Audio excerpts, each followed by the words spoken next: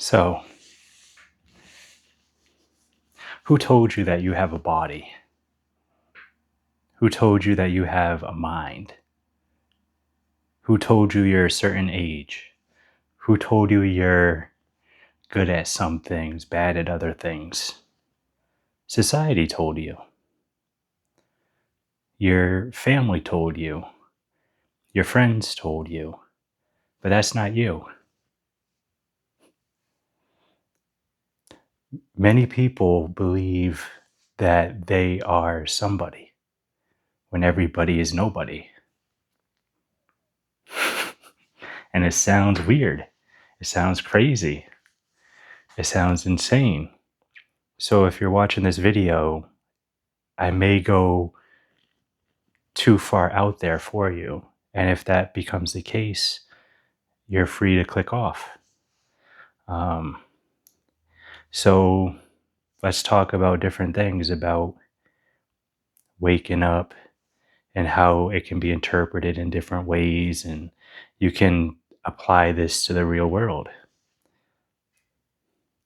So you've probably met people that, or seen it online, where they say, I experienced God.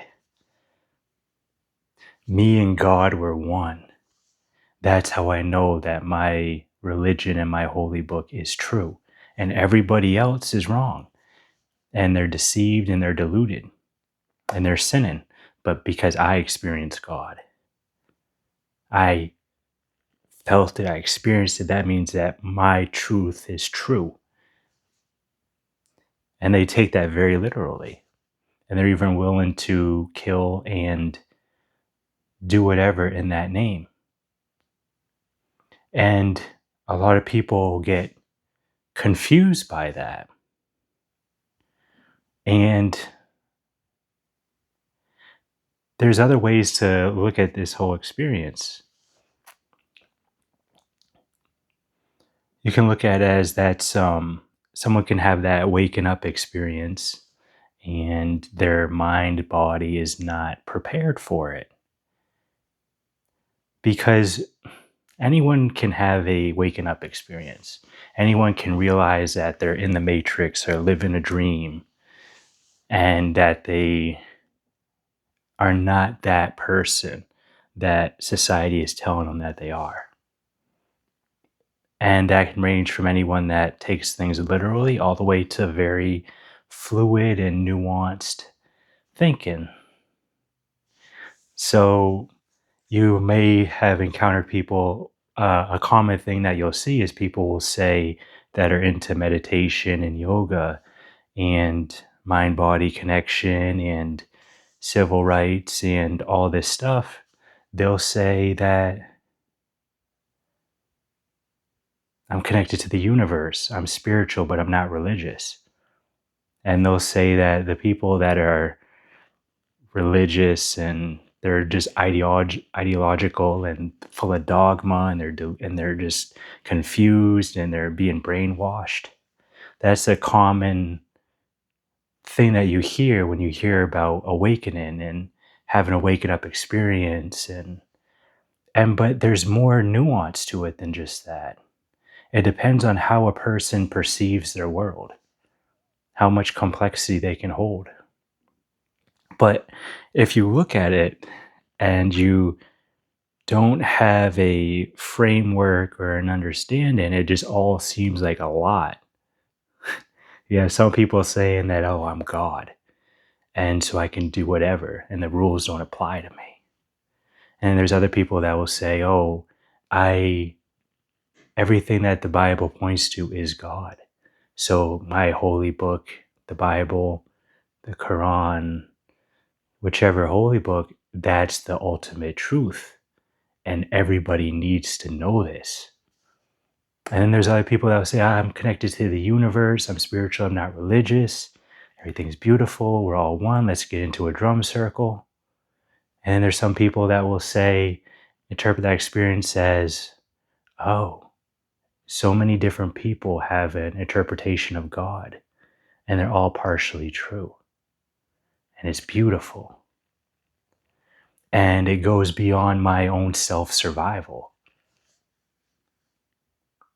And then there's other people that will look at it and have that experience of waking up, and they'll say, wow, all the concepts, all the words and language and limits of language, even God is a concept and a construct. Even identity and ego and body and mind and words and English and Spanish and everything is a concept. All words are concepts, and they don't point to the territory. They're all just made up. So I can add different words in and have fun with it. And so of course there's a lot of confusion, because a lot of people perceive and interpret that experience differently. But when the experience happens, it's very similar.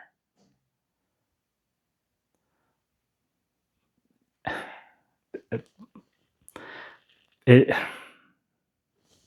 There's like different nuances to it. It's kind of like, I can't really even explain it. The way that I perceive it is the whole world is just full of concepts. The concept of Caleb, the concept of YouTuber, the concept of 34, the concept of half black, half white, the concept of 5'7", the concept of being a deep person or having a spiritual awakening. They're all concepts, they're all constructs. They're not the territory.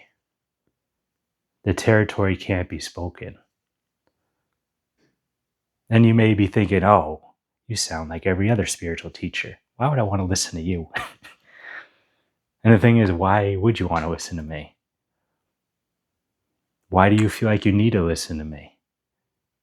And you may wonder, well, I thought if you have like a waking up experience, you're supposed to be compassionate and kind and not harsh and not blunt. You're supposed to be like a Mother Teresa or a Dalai Lama. We have to realize that the experience that you have of realizing that you're in a dream and that you're in like just you're like in the Truman Show, and you realize and you wake up and you realize that everybody's playing a role and they believe that that's their role.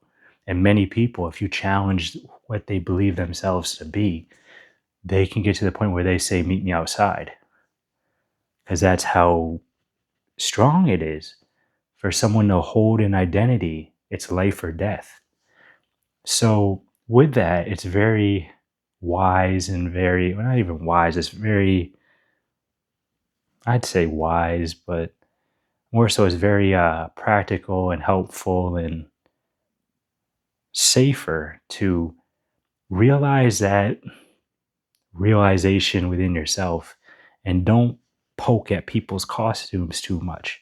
Don't poke at people's roles too much unless you want to. But be careful with it, because even though you see it, it doesn't mean you have a right to point it out and make other people feel uncomfortable. Kind of like going up to them and just like slipping the rug from out from underneath them of all their core beliefs and say, ha ha ha ha, and then just run off or walk off and be like, ha. I mean, there's people that do that, but you have to, it's when you mature into it, you realize that everybody is you. Treat everybody how you want to be treated. You hear that phrase a lot, probably. But it goes deeper than that. It means literally everybody is you. And that sounds crazy if you haven't experienced that. So you can look into someone's eyes and see yourself there. There's no space between you and them. You're one.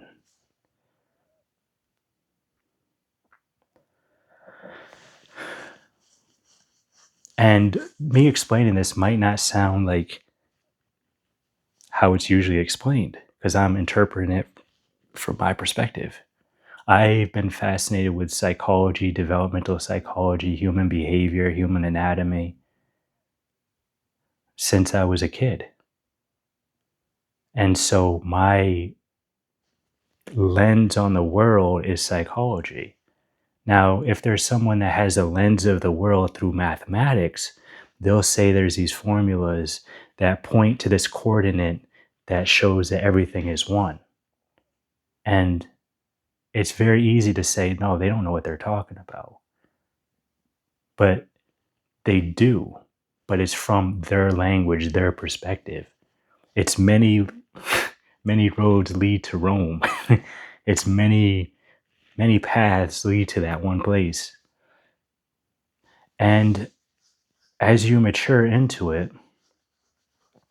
you realize that the best thing you can do is play the game because there's nothing else you can do except play the game unless you want to end your life. But even if you end your life, you're still going to come back. There's no you to end. And what can be tricky is having a spiritual ego where the ego will take anything. Spirituality, being a victim, being the best, being the worst.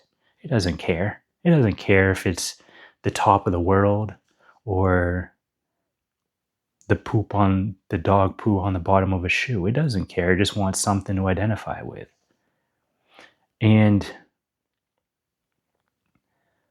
different experiences and life experiences and age and different things color that experience.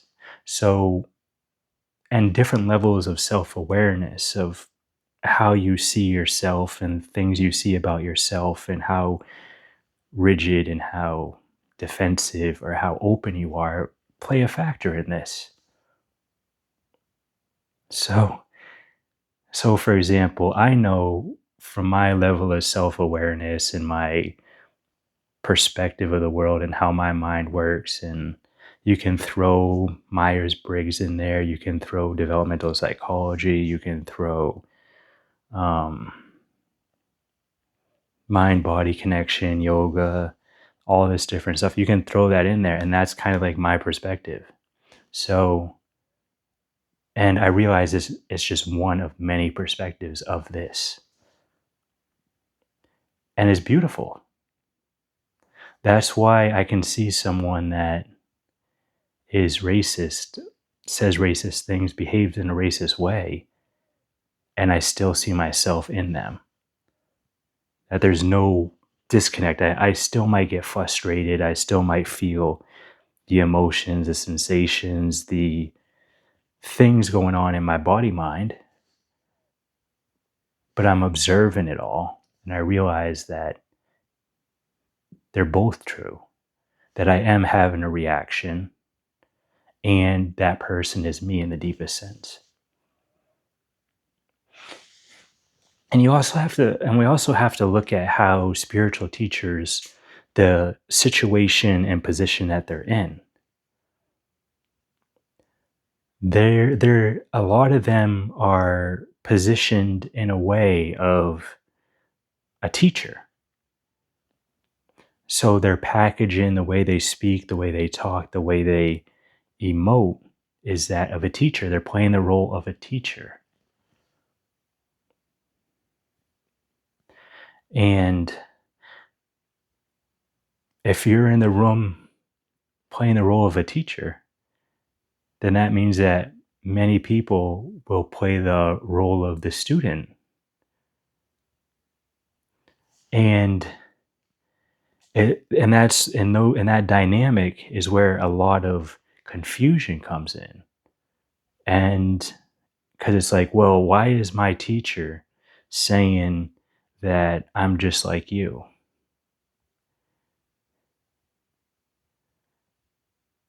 But then also acting like a teacher. And it's because of the dynamics.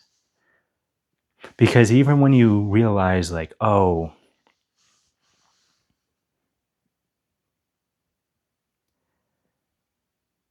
how, like, for example, of like, I get, so how I perceive it in the world is when I go to work, I'm playing kitchen. I put on my costume, which is my uniform. I know the script that people are expecting in that environment. I know when it gets busy to keep my phrases short and not too much emotion in there and just say, heard, okay, all right, I didn't hear that, and just keep it very basic. And when I do that, everyone else tends to feel more relaxed and more calm. Even though inside, from my direct experience, I'm looking at it as like, this is a game. I know what I'm expected to say here and how it goes over well. And so a thing might come up as like, well, you might hear that and think, well, that sounds like some con man stuff. Like that sounds like manipulative. But I'd push back on that because manipulative and being a con man and all that stuff is if you're trying to get something from somebody, to hurt them, harm them financially, physically, emotionally, psychologically. But that's not what I'm doing. What I'm doing is I'm playing the role, seeing that I'm playing the role in real time. And me showing up as expected for that environment, for that role, causes other people's nervous systems to relax. And it's a functional role, it's a functional fit. It's a way of relaxing people and showing compassion and showing understanding and giving them space. A con man or a manipulative person doesn't care about that shit.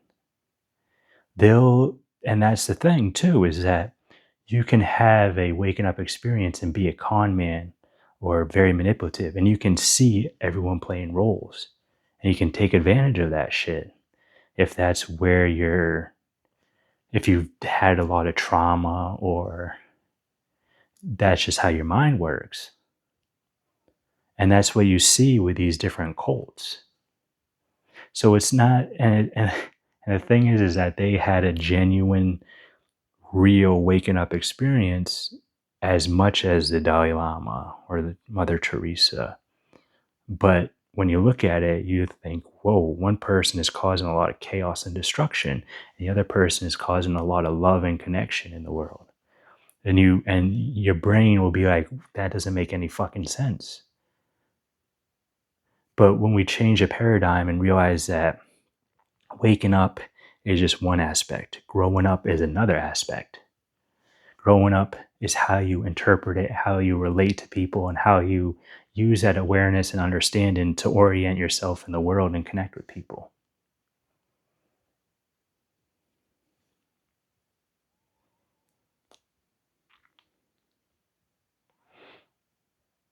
And I also know too that me saying this is going to go over many, if not most people's heads. But I still got to say it. All this stuff that I'm saying, it's not something you commonly hear in your day-to-day life. It's not something that you read about and that you look at spiritual communities and they don't really talk about a lot of this stuff. And so it puts a weird dynamic because it puts you in the shoes of, well, is this person really, can I trust this person? Or do they have a hidden agenda? And the thing that I would say for your autonomy and your, I don't know what that was, some fluffy thing. For your autonomy and your health and well-being as a human being, you should question what I say. You should question what anyone says about this stuff. You should be skeptical. Don't just blindly go into it like, oh, this person, they're speaking my language, or I resonate with them. I just feel something in their presence. And so that must mean that they know something that I don't know. So I gotta have dealt with myself and just like take what they have them show me the way. No, you don't fucking do that. That's not a wise thing to do. That's not a smart thing to do. Not with me, not with anybody. Now, what's tricky is that oftentimes when you first get in to learn about spirituality, you naturally oftentimes will do that. And unfortunately, there's people that find people that are still dealing with a lot of trauma stuff and a lot of things that they just spiritually bypass in their spiritual teachers, and they say, oh, trauma, lying, stealing, I don't do that. That's just things that come up in my awareness and I just let them go by like clouds. Well, they're out there actually doing that stuff. So one thing I would caution you about is don't just listen to what someone says. Don't just listen to what I say. Watch and look for patterns on how they behave and how they treat people and what they do. Don't just go by what people say. Also pay attention to what they do, how they do it. And if it sounds like I'm being very direct and very blunt and maybe a little bit rude, that's because it's important.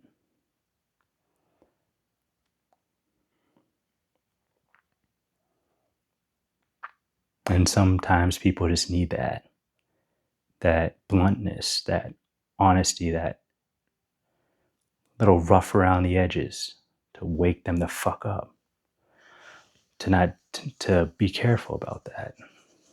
So anyway,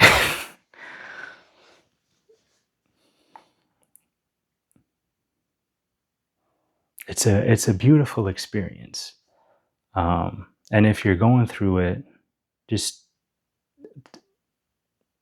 I would recommend or suggest to take your time with it.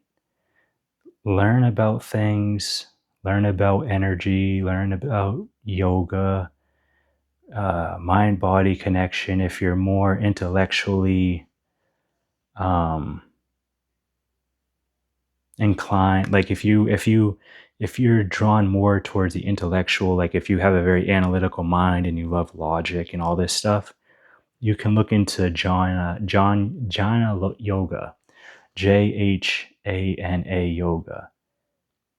And if you're more into emotional somatic, you can look into Bhakti Yoga, BKHATIKA,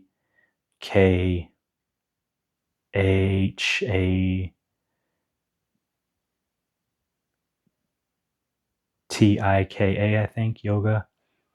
I may be wrong about that. But another thing too is that like everyone's mind is and body and stuff is different on what they're drawn towards. It's not just like if you're masculine, then you have a more analytical mind, and if you're and you're a guy, and if you're a girl, then you have more of a feminine, emotional orientation in the world. That's not true. Like that's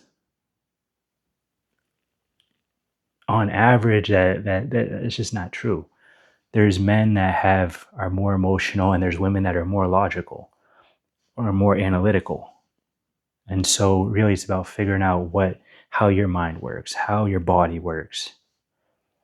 How aware are you of your body?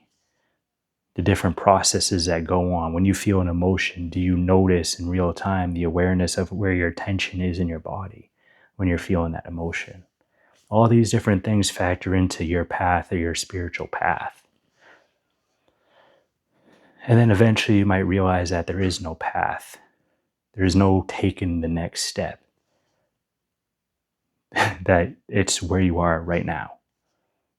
But before you get to that point, you have to go through it and stumble and Like learning how to walk for the first time, you get teachers, you look up to them, and then you realize, oh, this person isn't for me. And then you say, yeah, done with them. And then you go to a different teacher and you say, yeah, this resonates. And you might be like, I'm done with them. You go to another teacher and you might go back to the previous teacher and the previous teaching and the previous modality and all this stuff. And get all confused and you're trying to figure everything out and just like, what the fuck is going on? And then you try to tell people and they look at you like you're crazy because they haven't experienced that yet. They haven't started their spiritual journey yet. So this whole process, this whole journey, this whole exploration is not linear. It's not A to Z. It's not a straight line. That's rationality. That's logic. That's linear thinking. This is different. This process of exploration is more nonlinear. It's more of like looking at a picture and seeing it and having it say 1,000 words compared to looking at it as a sentence. And from the way that I teach and the way that I understand and the way that I interpret and orient myself in the world, I'm more analytical. So I'm given a lot of these different logic constructs and analogies and metaphors and stories and all this stuff because my mind is more analytical. But if I was more emotional oriented, I would be more, I would have more emotional language. I wouldn't use complex theory or words or stuff to try to explain things. I would feel with you. I would open my heart center and have the different emotions. I probably wouldn't even have it in this context. I probably would be around people and having that emotional connection with the camera, which I hopefully can have people on this channel eventually if they resonate with it, if it's a good connection, which I'm open to. But yeah, this is just me, I guess, beginning a conversation with the world.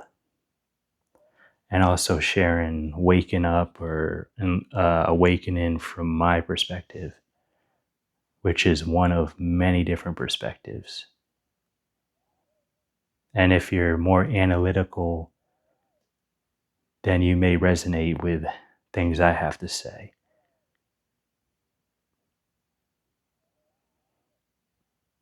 Or you may not, and that's okay too. That just means you have the opportunity to find someone that you resonate with. And I'd be even more happy and joyful if you didn't just look at me as the only person. If you do resonate with me, that you look at other teachers and other ways of exploring. That would mean a lot to me than just coming to me. Look at people that contradict everything I say. And come back to my videos and watch my videos and in your head you can say this person is a fucking idiot. They don't know what they're talking about. They're wrong here. They're biased there. Do that. Because that's how you build discernment while you're exploring. And you may be right about some things. You may be wrong about some things. Only you can figure that out for yourself. Because the way you see the world is different than the way that I see the world. And that's not a defect. That's not a one person better than the other. It's a different strengths and weaknesses for different contexts and different environments and different ways of engaging in the world. All right. If this resonated with you, please leave a comment down below. I'd be interested to hear your perspective. And like the video if you find it fascinating or you resonate with it. And if you want to be updated on future videos, you can hit the subscribe button. And I'm not doing this really so much for the algorithm, but more so other people can see these videos. I don't care about getting a whole bunch of likes and a whole bunch of views and all that stuff. This isn't quick stuff. This is just a slow burn. Because it's the platform of YouTube is more geared towards fast, superficial dopamine hit things. And that's not what this channel is providing to the world. It's more slow, it's more reflective, it's more introspective, it's more deeper. And also, one thing too to close this out is that the deep end of the pool and the shallow end of the pool is still the same water. So that's something to keep in mind too. I just like to splash in the deep end a little bit more. All right, take care.